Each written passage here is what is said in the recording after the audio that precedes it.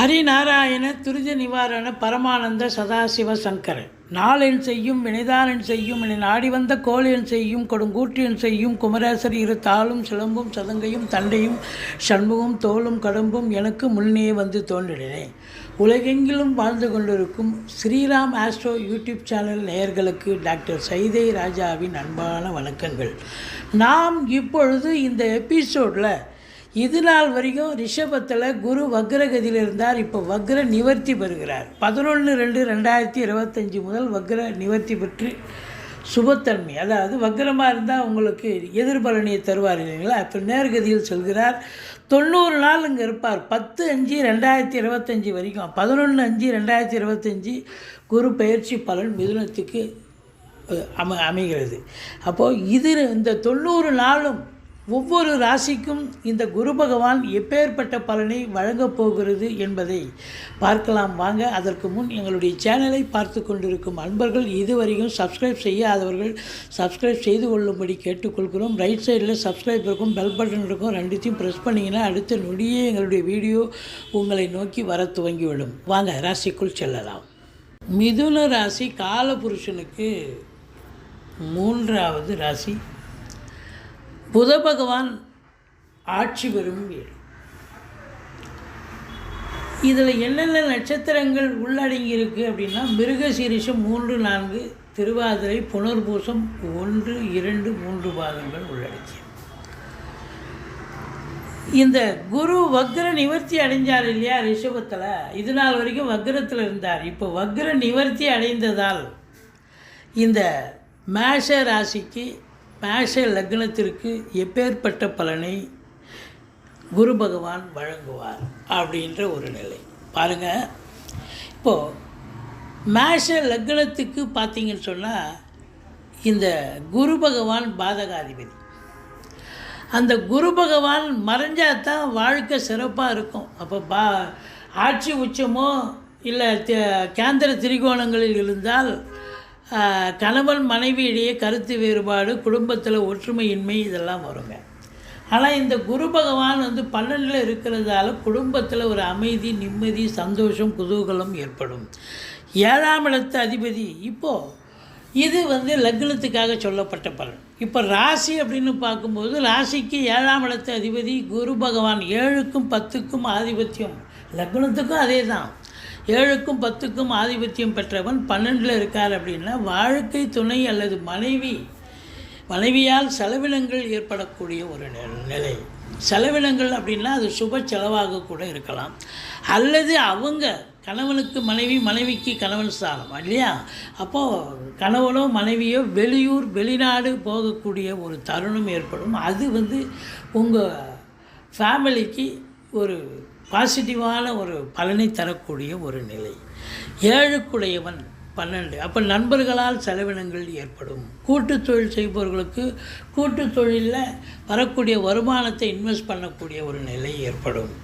அடுத்தது 10ஆம் இடத்து அதிபதி 12இல் இருக்கிறார். 10க்குடையவன் 12இல் இருக்கார். அதே நேரத்தில் 12க்குடைய சுக்கிரன் 10ஆம் இடத்துக்கு இருக்கார். பரிவர்த்தனை யோகம். சுக்கிரன் உச்சமாக இருக்கார். அங்கே தூக்கி போட்டால் அவர் ஆட்சி ஆகிடுவார்.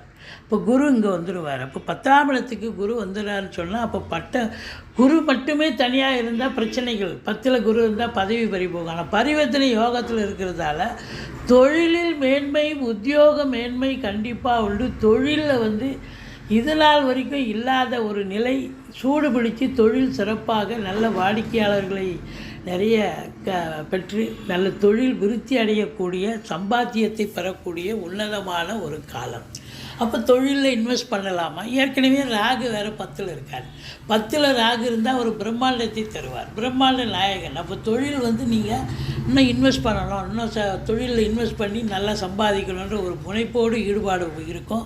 அப்போ கண்டிப்பாக வரக்கூடிய வருமானத்தை கூட நீங்கள் தொழிலில் போட்டு வருமானத்தை அதிகரிக்கக்கூடிய ஒரு நிலையை உண்டு பண்ணுவீர்கள். அப்போ தொழிலால் செலவினங்கள் அது சுப செலவு தான் அப்படின்னு சொல்லக்கூடிய ஒரு நிலை.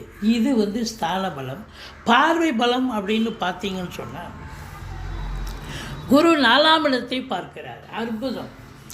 வீடு, வண்டி, வாகனம் வாங்க உகந்த நேரம் இது. இப்போ வந்து வண்டி வாங்கணும்னு ஆசைப்பட்டிருப்பீங்க. அது 2 வீலராக இருக்கலாம், 4 வீலராக இருக்கலாம். இப்போ அதற்கான தருணம் வந்தாச்சு.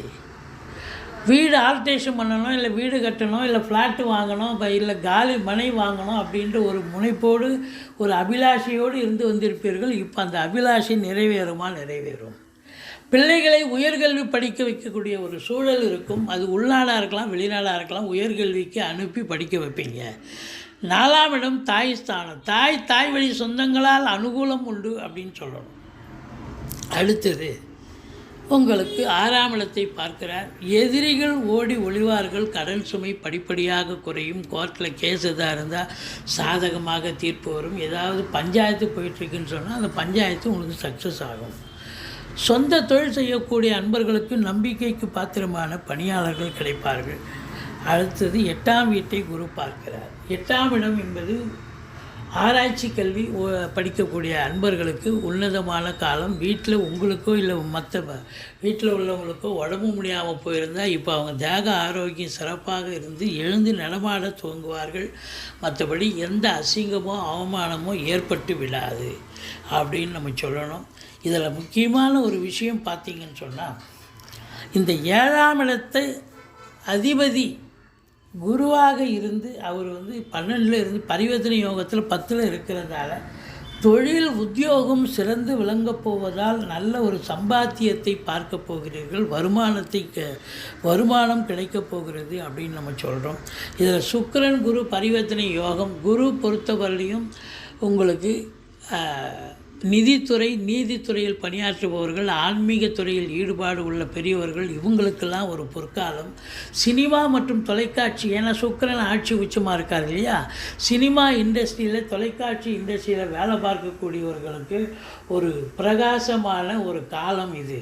வேலைவாய்ப்பு இல்லாதவர்களுக்கு வேலைவாய்ப்பு கிடைக்கும். வேலையில் இருப்பவர்களுக்கு ஒரு நல்ல ஒரு சன்மானம், நல்ல சம்பாத்தியம், ரெகக்னேஷன் கிடைக்கும். நல்லா வேலை பார்க்குறீங்க அப்படின்னு. அரசு கருவூலம், இன்சூரன்ஸு, ஃபைனான்ஸு, வங்கிகளில் பணிபுரியும் அன்பர்கள், மற்றபடி இந்த காஸ்மெட்டிக் ஐட்டம் வியாபாரம் செய்கிறவங்க, இந்த அழகு நிலையங்கள், ஒப்பனை கலைஞர்கள், ஓவியர்கள், இவங்களுக்கெல்லாம் கூட ஒரு பொற்காலமாக அமைகிறது.